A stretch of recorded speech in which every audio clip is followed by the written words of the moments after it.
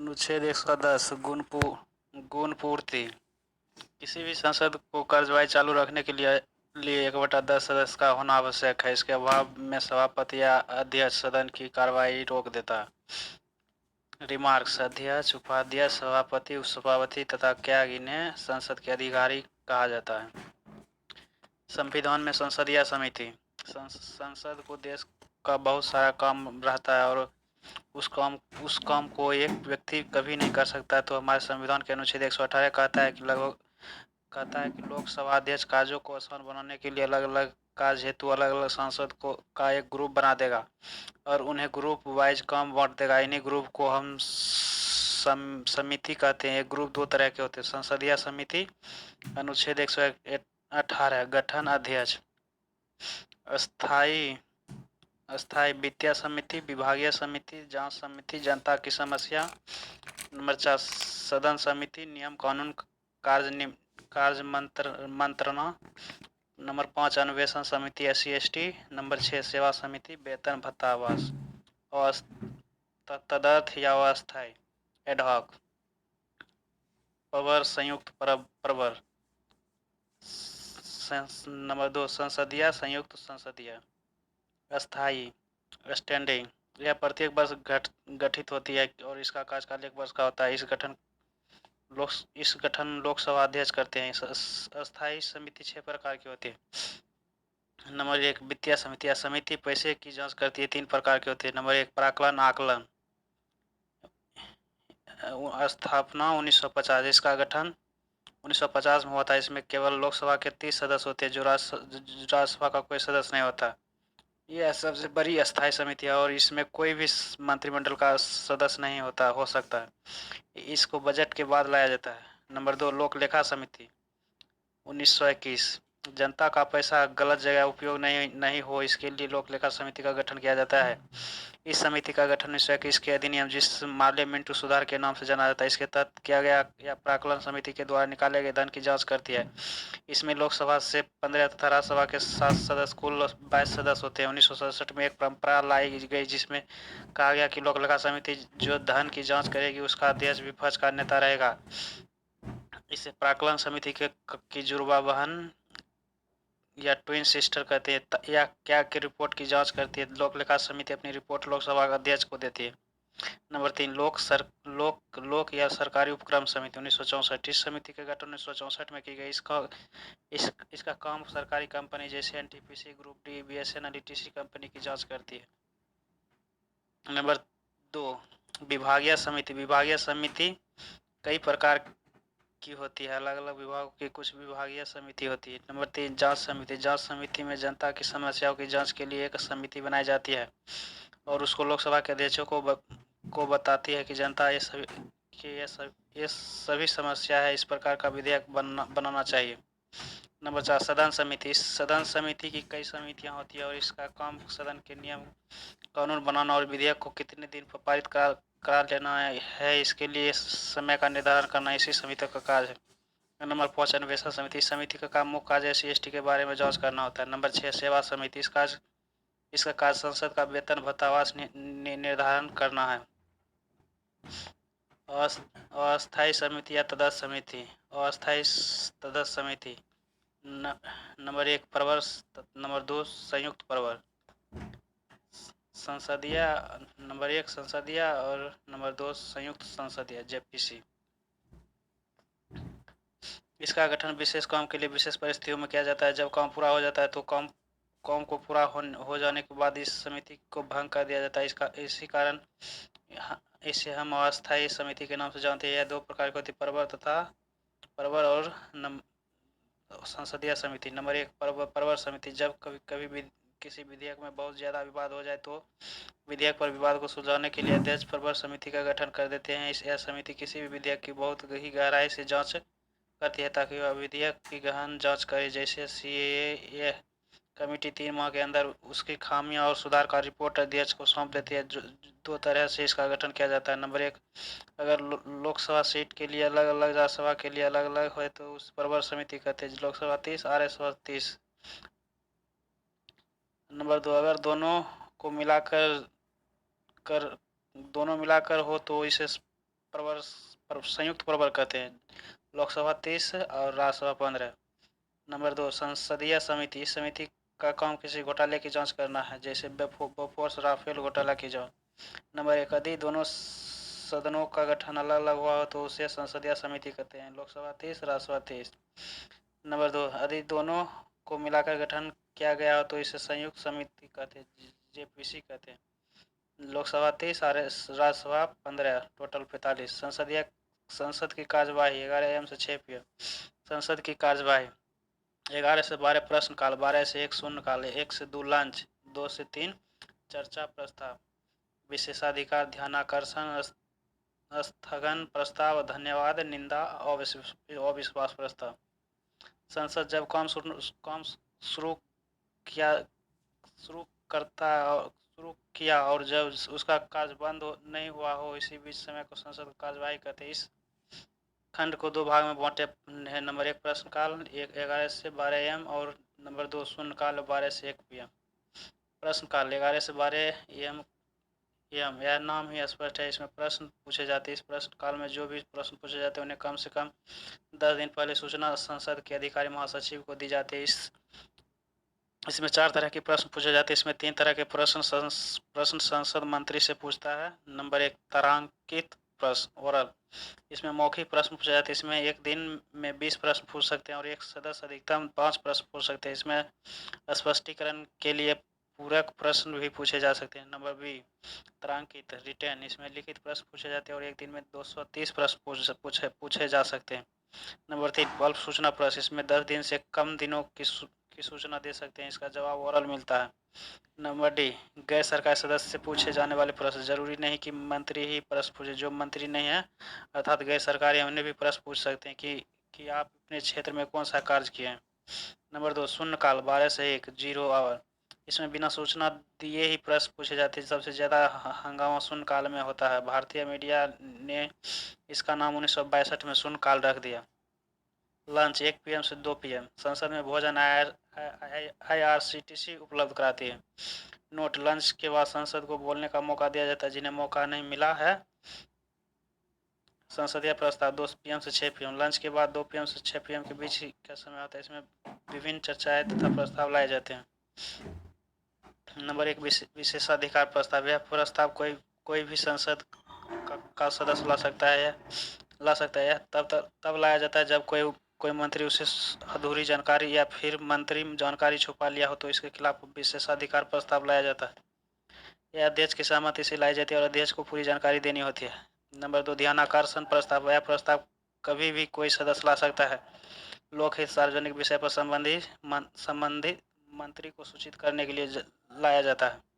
Number 3, कार्य स्थगन प्रस्ताव। किसी आपातकालीन या अविलंबनीय मुद्दे पर चर्चा के लिए इसे लाया जाता है। इसे लाने के लिए संसद में चल रही चर्चा को रोक दिया जाता है और आपातकालीन मुद्दों पर चर्चा किया जाता है। जैसे विदेशी आक्रमण स्थगन प्रस्ताव लाने के लिए कम से कम 50 सदस्य की सहमति आवश्यक है। इस पर 2.5 घंटे चर्चा चलती है। अल्पकालीन। नंबर 4, अल्पकालीन चर्चा। यह कार्य स्थगन प्रस्ताव के समान ही होता है। इस पर चर्चा 2 घंटे की होती है। इसमें चर्चा सार्वजनिक महत्व के विषय पर होता है। अध्यक्ष द्वारा इसके लिए सप्ताह के शुरुआत 3 दिन का समय दिया जाता है। नंबर 5, आधे घंटे की चर्चा। इसमें सार्वजनिक महत्व के विषय पर चर्चा होती है। अध्यक्ष द्वारा इसके लिए सप्ताह के 3 दिन का समय तीन दिन का समय आधे घंटा के लिए दिया जाता है। धन्यवाद प्रस्ताव। राष्ट्रपति के अभिभाषण के बाद उस पर धन्यवाद प्रस्ताव पारित किया जाता है। धन्यवाद प्रस्ताव पारित करने के लिए कम से कम 50% सदस्यों की सहमति होनी चाहिए। अगर धन्यवाद प्रस्ताव पारित नहीं हो पाया तो मंत्री परिषद को त्याग पत्र देना पड़ता है। नंबर 7, निंदा प्रस्ताव। यह समस्त मंत्री परिषद या किसी मंत्री के विरुद्ध लाया जाता है। इसमें 50% से अधिक मत पारित होने पर मंत्री परिषद को त्याग पत्र देना होता है। यह तब लाया जाता है जब कोई मंत्री अपना कार्य ठीक ढंग से नहीं कर पा रहा। नंबर 8, अविश्वास प्रस्ताव। इसे लोकसभा विपक्ष लाती है। इसे एक सत्र में एक बार लाया जाता है। अध्यक्ष अविश्वास प्रस्ताव पर चर्चा तभी कराते हैं जब तक कम से कम लोकसभा के 50 सांसद लिखित सहमति दे दे। अध्यक्ष पर यह दबाव बन जाता है कि 10 दिन के भीतर उस पर चर्चा कराया। यदि अविश्वास प्रस्ताव 50% से पारित हो जाती है तो सरकार गिर जाती है और पुनः चुनाव होता है। पहली बार अविश्वास प्रस्ताव 1963 में जवाहरलाल नेहरू के विरुद्ध जेवी कृपलानी ने लाया था। अब तक 27 बार अविश्वास प्रस्ताव लाया गया। सर्वाधिक अविश्वास प्रस्ताव इंदिरा गांधी के विरुद्ध 15 बार लाया गया था। नंबर 9 विश्वास प्रस्ताव फ्लोर टेस्ट। यह लोकसभा के सत्ता पक्ष द्वारा लाया जाता है। इसमें बहुमत सिद्ध करना होता है। जैसे जैसे प्रधानमंत्री जो विश्वास मत हासिल नहीं कर सके। नंबर 1 चौधरी चरण सिंह, नंबर 2 बीबी गिरी, नंबर 3 चंद्रशेखर और नंबर 4 अटल बिहारी वाजपेयी। नंबर 10 कटौती प्रस्ताव। जब बहस बहुत ज़्यादा होने लगती है तो कटौती प्रस्ताव लाया जाता है। यह 4 प्रकार की होती है। नंबर 1 साधारण कटौती, चर्चा को रोककर मतदान कराने के लिए जिस प्रस्ताव को लाते हैं उसे साधारण कटौती प्रस्ताव कहते हैं। नंबर 2 घटकों में कटौती। जब सारे प्रावधानों में से केवल महत्वपूर्ण प्रावधान पर ही चर्चा कराई जाती है तो ऐसे प्रावधानों को घटकों की कटौती कहा जाता है। नंबर 3 कंगारू कटौती। यह प्रावधान जिसे छोड़ के कुछ बिंदुओं पर ही चर्चा की जाए उसे कंगारू कटौती कहते हैं। रिमार्क। सभी समिति तथा प्रस्ताव की चर्चा अनुच्छेद 118 में। अनुच्छेद 107 किसी भी विधेयक को पुनः स्थापन या इंट्रोड्यूस तथा पारित करने की विधि।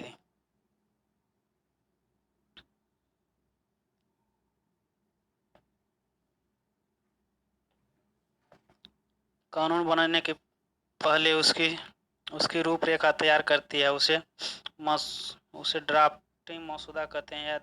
ये अधिकारी मसौदा बनाकर मंत्री को दे देता है और मंत्री इस मौका को संसद में लाते हैं और मसौदा को संसद में लाने की क्रिया पुनः प्रस्थापना या इंट्रोड्यूस करते हैं और इसी मसौदे को विधेयक कहते हैं। या विधेयक जैसे ही संसद में आएगा तो संसद को 2 सदन होते हैं, तो पहले लोकसभा में जाएगा या राज्यसभा में। जैसे ही यह विधेयक बिल सदन में जाता है तो पहले सदन में इसे पुनः स्थापन या प्रस्तुत किया जाता है। उसके इस विधेयक पर चर्चा होती है। उसके बाद उस विधेयक पर मतदान होगी।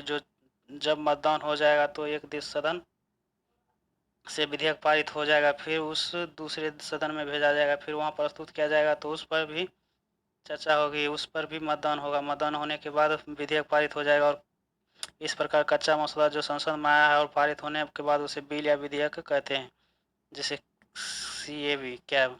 उसके बाद बिल राष्ट्रपति के पास जाता है। राष्ट्रपति इस विधेयक पर साइन भी करते हैं और या लौटा भी सकते हैं। जब राष्ट्रपति इस बिल पर साइन कर देते हैं तो ACT कानून बन जाता है। ये जैसे CAA। कौन विधेयक किस सभा से शुरू होता है? लोकसभा। बजट। धन विधेयक, वित्त विधेयक पार्ट 1। राज्यसभा। अखिल भारतीय सेवा 312। राज्य सूची में कानून 229। उपराष्ट्रपति पर महाभियोग। आर्टिकल 108 संयुक्त अधिवेशन। इसमें संसद के संयुक्त अधिवेशन की चर्चा है। इसे ऑस्ट्रेलिया से लाया गया। यह तब बुलाया जाता है जब लोकसभा और राज्यसभा दोनों सदनों में विवाद हो जाए तो राष्ट्रपति संयुक्त अधिवेशन में बुलाते हैं। इसकी अध्यक्षता लोकसभा का अध्यक्ष करता है। 3 परिस्थितियों में संयुक्त अधिवेशन बुलाया जाता है। नंबर 1 एक सदन द्वारा पारित विधेयक दूसरा सदन द्वारा अस्वीकार कर देने पर। नंबर 2 एक सदन द्वारा पारित विधेयक को दूसरा सदन 6 माह से अधिक के लिए रोक देते हैं। नंबर 3 एक सदन द्वारा दिया गया सुझाव दूसरा सदन मानने से इनकार कर देते हैं। रिमार्क। संविधान संशोधन, धन विधेयक, महाभियोग पर संयुक्त अधिवेशन नहीं आ सकता है। अब तक 3 बार संयुक्त अधिवेशन बुलाया गया है। नंबर 1 दहेज उन्मूलन 1961। नंबर 2 बैंकिंग सुधार 1978 और नंबर 3 आतंकवाद कोटा 2002 अटल बिहारी वाजपेयी के समय।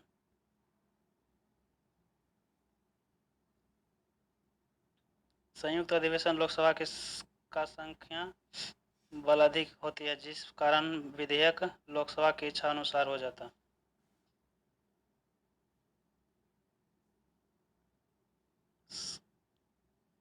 संयुक्त मत 790, संयुक्त बहुमत 395, अकेले लोकसभा 545। अनुच्छेद 109 धन विधेयक के बारे में विशेष प्रस्ताव। धन विधेयक पहले लोकसभा से ही प्रारंभ होता है। राज्यसभा इसे 14 दिन तक अधिक नहीं रोक सकता। धन विधेयक पर राज्यसभा द्वारा किया गया सुझाव लोकसभा मानने के लिए बाध नहीं है। कोई विधेयक धन विधेयक है नहीं, इसका निर्धारण लोकसभा अध्यक्ष करते हैं। धन विधेयक राष्ट्रपति के पूर्व अनुमति से ही लोकसभा में आता है और अतः राष्ट्रपति इसे पुनर्विचार के लिए नहीं लौटा सकता। अनुच्छेद 110 धन विधेयक मनी बिल की परिभाषा। संचयी निधि पर पारित होने वाला विधेयक धन विधेयक कहलाता है। इसके द्वारा किसी टैक्स को बढ़ाने या घटाने वाला विधेयक आता है।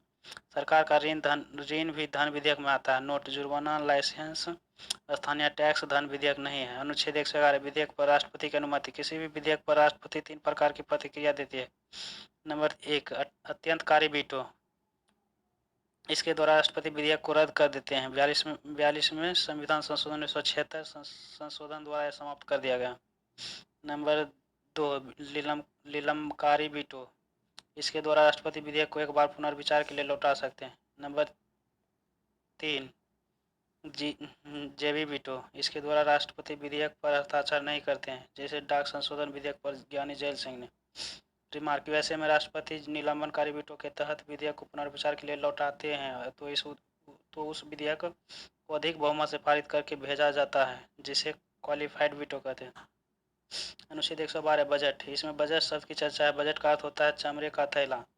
संविधान में बजट की चर्चा नहीं, बल्कि इसके स्थान पर वार्षिक वित्तीय विवरण शब्द की चर्चा है। बजट लोकसभा में प्रस्तुत करने का अधिकार राष्ट्रपति को है, किंतु वे वित्त मंत्री या किसी अन्य मंत्री से प्रस्तुत करवाते हैं।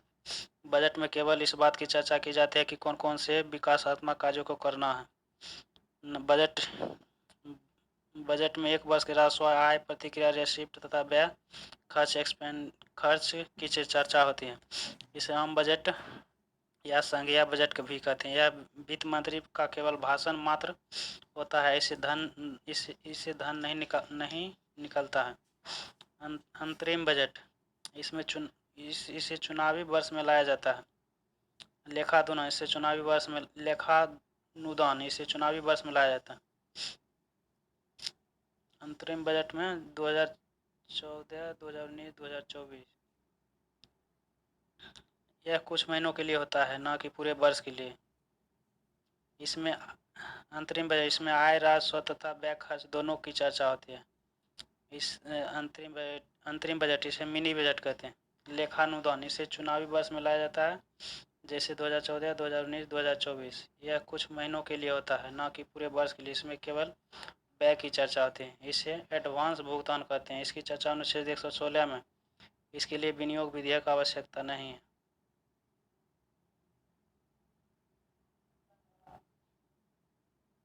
अनुच्छेद 113 प्राक्कलन। बजट में से किए गए घोषणाओं पर कितना खर्च आएगा, इस खर्च का चर्चा प्राक्कलन में किया गया है। अनुच्छेद 114 विनियोग विधेयक। प्राक्कलन के में बताया गया धन विधेयक के लिए संसद में विनियोग विधेयक पारित करना होता है।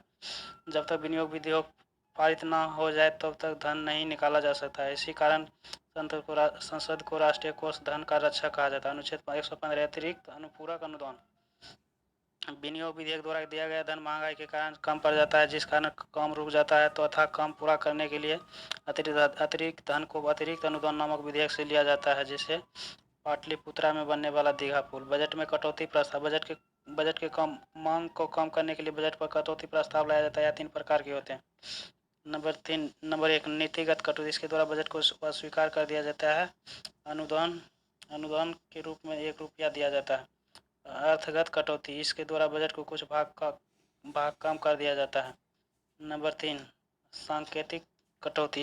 इसके द्वारा बजट पर असहमति दिखाया जाता है। बजट में से 100 रुपये काट दिए जाते हैं। गिलोटिन। इस समय के अभाव में बजट की चर्चा को रोक कर उस पर मतदान कराना गिलोटिन कहलाता है। इसका उद्देश्य बजट में होने वाले विलंब को रोकना है। अनुच्छेद 116 लेखानुदान। विनियोग विधेयक को पारित कराने में सरकार का समय लगता था। सरकार को काम जल्दी प्रारंभ करने के लिए लेखानुदान माध्यम से कुछ एडवांस पैसे निकाल लेते हैं। कभी कभी लेखानुदान तो पारित हो जाता है, किंतु विनियोग विधेयक पारित नहीं हो पाता है, जिस कारण काम अधूरा पड़ जाता है। अनुच्छेद 117 वित्त विधेयक फाइनेंस बिल।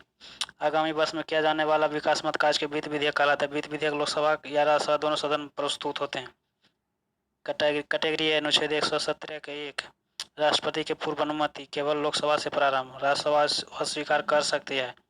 संयुक्त अधिवेशन। कैटेगरी बी अनुच्छेद 117 के 11, राष्ट्रपति के पूर्व अनुमति। किसी भी सदन से प्रारंभ, राज्यसभा अस्वीकार कर सकती है। संयुक्त अधिवेशन। अनुच्छेद 120 संसद में प्रयोग की जाने वाली भाषा।